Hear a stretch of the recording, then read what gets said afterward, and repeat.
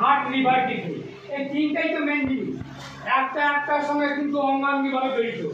আমার যদি শরীরে লিভারের প্রবলেম হয়ে যায় তাহলে ওই লিভার থেকে চলে যাবে কিডনির গন্ডগোল, কিডনির থেকে চলে যাবে হার্টের গন্ডগোল।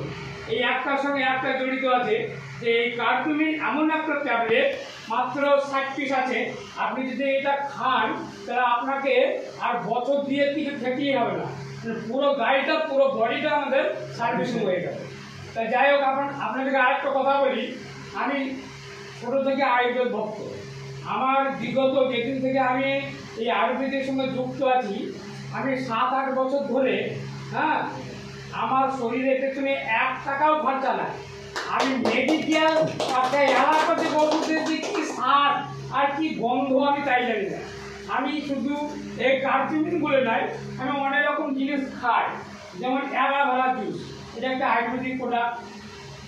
আমলা জুস, এটা একটা আয়ুর্বেদিক প্রোডাক্ট। কার্কুমিন খাই, মানে এইসব জিনিসগুলো আমি খাই।